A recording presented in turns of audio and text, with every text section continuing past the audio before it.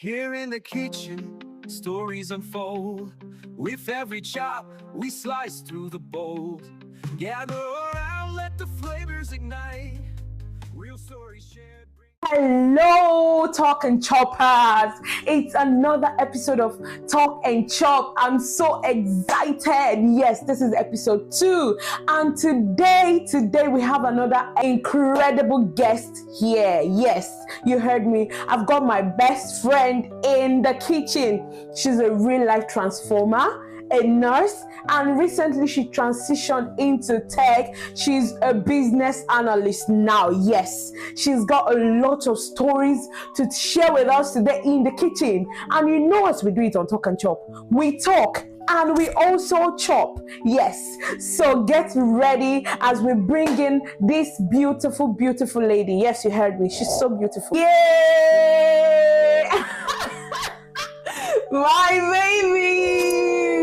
Oh God, I'm so excited she's in the kitchen today. Yeah. Welcome to the kitchen. Thank you for having me. Yes, so can you just tell us your name? Hello, my name is Amala Grace Oladipupo. So what do you do? Currently I work as a business analyst. Hey. But actually, I'm also a nurse as well. Yeah. Okay. Yes, before we get started, let us put on our Talk and Chop apron, yeah? Oh, okay. So I just wanted to ask you, you are a lifesaver, like a nurse, yes? Sure. You worked in the hospital saving lives for years, but now you transitioned into tech. Yeah. Can you tell me what made you think that, oh yes, I'm going to transition? No, I'm tired of doing bedside nursing, and then now I want to go into tech. What made you just change your mind? There was a time at a point in my life, like before I came to the UK, I was working with health insurance, like healthcare insurance. So it was more or less like a 9-to-5 job. Do you understand? There was less burnout at work.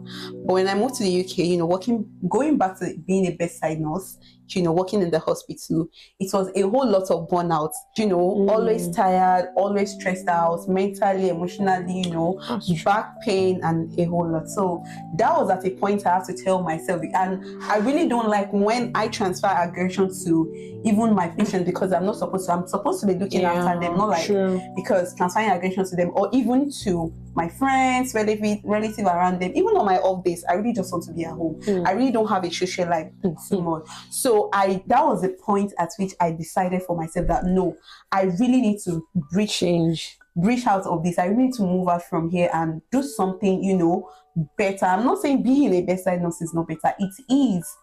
Putting. But you don't get that freedom you want. I really want to do more, be more for myself. And one thing about me is I love to challenge myself to be better, to do better. I know that one. Yes. So that's another thing. Honestly, I understand you when you say bedside, like nursing is challenging. I've worked as a healthcare assistant. I've worked in nursing home, and I've seen how tedious it can be, like the back pain, everything, and how it is. And then you still need to make your face smile when you want to talk to your patients, despite the fact that you are dying inside. You get. So I understand. So were there any challenges you faced while you were trying to transition into business analysis? Yes, it was a whole lot of challenge, because a whole lot of challenge in the sense that when I was in secondary school, I really don't like mathematics. I remember part of my first admission I got to University of Ilorin, they gave me an admission to study mathematics. And I wouldn't lie, I did 3 months and I ran away. I'm like, no, it's not for me. The funny thing was that in my jam, shout out to all the mathematicians. Really, you guys are heroes. Yes. In my jam, I did not even do mathematics. So I was so like, why would they offer me mathematics? I did 3 months and I have to tell my dad, I cannot survive it. And, I withdrew. And so when I actually wanted to transition, it was, learning Excel, challenging myself to do something totally different. Starting all over. It's actually like a lot of challenge that you need to put a whole lot of work to yourself. A lot of self-study yourself, even when you're being taught so many things. I go in my own self-space I might need to rewatch, even if it has taken me 10 times to actually get What they understand saying. what I have to do in this aspect. So it was a lot of challenge, but at the end of the day, we preach it, we challenge it. Yeah, that's my girl. Well, let's go into the cooking section. Thank you. So, my baby, what are you cooking for us today? One thing that people don't know is that I'm from Ogumosho, and in Ogumosho, our food, my dialect food is Amala and Ewedu. Like they always say in my own town, if it's something jeka, kotomu koyogo. So today, the audience, I'll be making Amala and Okro. We are in the UK finding it as Ewedu. So I'll be substituting it for Okro. Oh yeah, show us the Ogumosho girl. Show us our ingredient. Oh yeah. Here in the kitchen, stories unfold. With every chop, we slice through the bowl. Gather around, let the flavors ignite. Real stories shared, bring a night to life. From simmering dreams to tales untold. In every bite, see the magic unfold.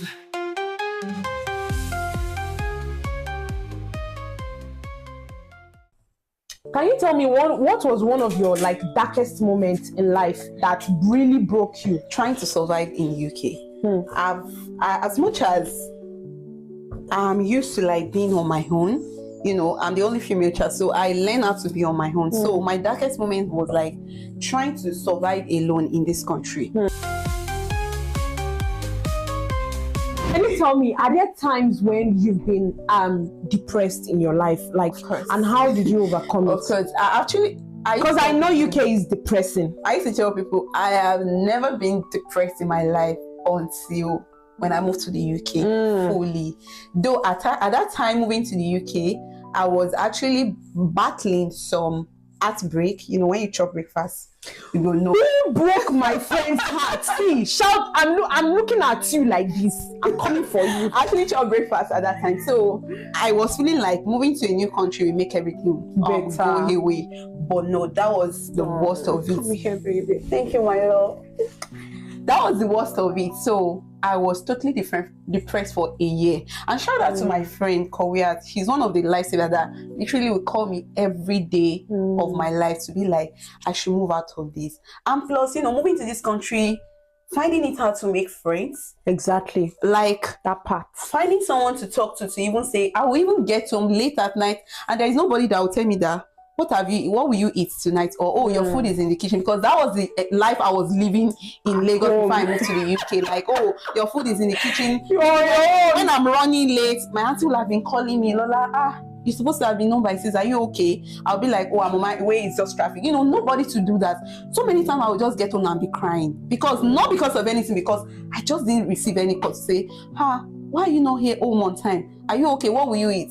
So it was a whole lot of depressing moments for me. But at some point, I'm grateful for God for making new friends, you know, especially my baby girl here, for making new friends, and also to my friend back in Nigeria. Those are the people that held my hand, make me break through the face of being depressive. And also shout out to my friend's husband, also my best friend, even though she knows that he's my best friend. He's always actually there for me. Yeah, I can say that and over and over again. I agree. Like, I agree. You know, even me, I feel like when you came into my life, I feel like it was really a great moment for me. Like, because I find it hard to make friends. Before, like, I used to suffer from like low self-esteem. You know, I used to feel like, oh, people don't like me, people don't want to be my friend and all that. And coupled with the kind of people I've had before, and how I would go out for people and then they don't even care about me and everything when I'm going through a lot. So I felt like it was really difficult to make friends. I hardly made friends. But when I finally met you, it didn't feel real. And I'm so glad because you also healed me and I healed you as well. So that's why I say Talk and Chop is all about healing, finding healing. Laughter and spices fill the air so sweet. While we wait for our fish to get fried, I just want to ask you. So let's talk about relationship, love, and heartbreak. Yeah. So yes. So what did you learn the hard way about love? I learned not to lose yourself while loving someone. So you lost yourself. Did you lose There yourself? was at the time I lost myself. Like I told you, the relationship I lost before coming to the UK, I lost myself in it, in the sense that I was pouring out into someone. I was, supporting, just basically focusing on that person. And I neglected myself. I totally neglected myself to the extent that, you once told me that, like, it felt like I'm not doing enough for myself. Do you understand? And the funny thing is, I would still feel like within myself, I can do enough. I'm doing enough now. I've done my best. But actually, truth be told, I wasn't doing enough because I knew, or I know what I can do for myself. So at that point, I lost myself. And if there's anything I can tell anyone, while you're loving, keep pouring to yourself, regardless. You come first. I'm not saying you should not support your partner, but regardless, you matters. Yes. Just because at the end of the day, we don't pray for the relationship today. We don't pray for any marriage for us to lose our marriage. But if anything happens, you already know that at that moment, if anything happens, you are grounded already. You are grounded regardless. You might feel it, that's true. You will not lose too much. You are grounded. So that was at a point I knew that I lost myself. I didn't improve. I didn't even pour to myself. I did not improve. I was just starting. So you were putting financially, emotionally, everything into that person. I was supporting him. He forgotten that the same way they say. Oh, share our journey's over sizzling heat. Guess at the table. So at this point, I'm bringing out our mystery ingredients. Hey, this lady, see me, I don't care, but I'm going to bring it out, and then she has to add it to this meal somehow, and it has to make sense. I don't know how she wants to do. We have desiccated coconuts, and we have bay leaf. Hey, choose one. Which one will you use? I really think I'll go with bay leaf. So where will you put the bay leaf? I can just pick one bay leaf and add it to my stew. You have cheated me.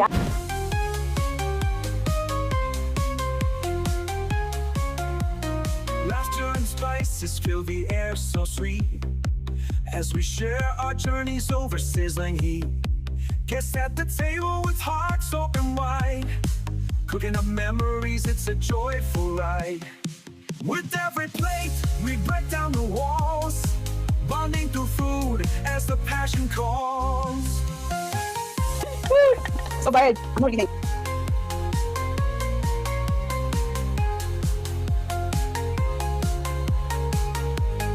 Talk and shop, where we blend the art. Real stories, shared plates, it's a brand new start. In this kitchen, we're a family tonight. Food and stories, everything feels just right. So grab your forks, it's time to shine. With talk and chop, every moment's divine.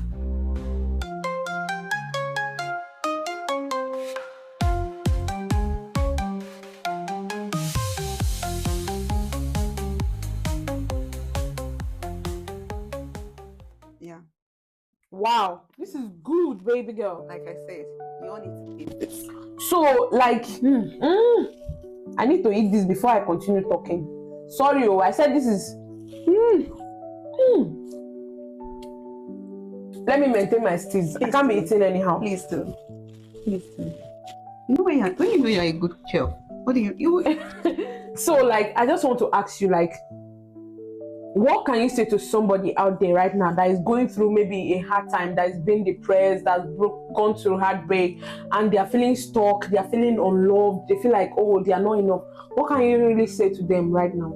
A few things I would say is, firstly, if that person did not know God, you need to know God, because in every situation we need God. The Bible says He is the author and the finisher of our faith. You need to hold God tight in everything you do. He's always there. Just call on Him. He will help you through that situation.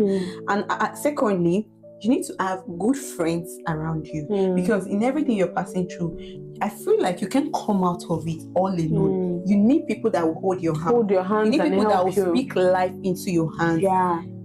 Apart from friends, parents, you understand, you need them as well, your siblings, all of that. And if you need to seek for help, mentally seeing a therapist or something, that actually helps as well. Back home Africa, these are not something that People, they really like talk about more, you get. But one thing about it is therapists help. Because we all we have mental health. We are all mentally, okay. Like I said, so psychologically, if you feel like you're mentally down, please seek for help. If you need to speak to someone, speak out, please do so. And you need a community. Whether you are in the UK, anywhere in the parts of the world, even back home in Nigeria, everywhere, you need a community that will help you as well. Those are the few things I can say. So despite all this you've gone through, are you still open to marriage? Marriage is a blessing. Yeah, that's true. As much as I always shy away from the question, it's a blessing. Yeah. And obviously, 100%, I look forward to that. Blessed be the man that find it. This is my friend. This is my friend. No, blessed be the man. Yes, and yes, because you are an amazing person, and I just want to tell you that I'm really proud of you. I love you so much. I'm really proud of you for the woman that you've become. In my very eyes, I've seen how much you've soared and the things you've done and everything. Seriously, it's amazing. There's anything you need to learn out of this episode today, be audacious. To every girl child out there, to every lady, to every woman, be audacious. Thank you for having me, Andre. I'm so grateful. I know so many people feel like, women when women are successful, they may not easily get married, they may not do this, they may not do that, but that's not true. So if you're out there today, you're feeling stuck, you're feeling you are in an abusive relationship, or you're going through trauma, you're going through depression, hard times, I just want to tell you that I see you. And don't be afraid to speak up. Don't be afraid to walk out of anything that does not favor you. Right. And don't always feel that, your life revolves around someone. No, you are made much more than this. Yeah. You can achieve more. So I just want to tell you today that you are the boss of your own self. Nobody is in charge of you. So thank you so much for watching another wonderful episode of Talk and Chop. And yes, it's been amazing having Omolola in the kitchen. And wait, before I go, I wanted to ask you this question. What was your most embarrassing moment in this UK? You need to tell me that part. She knows already. We have an episode already, and she knew. What was your most embarrassing moment? I think I was going to ask you. Really, my most embarrassing moment in this UK is, I think I was coming home that day from my place. And trust me, I think I love it ending this episode with this interesting story. And I was coming home going, I was already at my last bus and I was really pressed. I'm really pressed. You didn't see the way I dressed that day, wearing my pops off, dressed so nice. And I was so pressed, I could not get home. Before I ran to the nearest restaurant, KFC, I already peed on my body. And I felt so embarrassed because I felt like if I have a baby and a baby did that, I know how much I would have beaten that baby to hell. But I could not do that to myself because this is to myself, because it's something I could not control at that moment. As much as I tried to control it, it was an embarrassing moment for me, and I always feel shy talking about it. But it is what it is. That's one thing about Omolola. She's always real. Like, she's the realest person you can ever Is it what it is? Something I can do. All right. Thank you so much for watching. Thank you. See you. Bye. You don't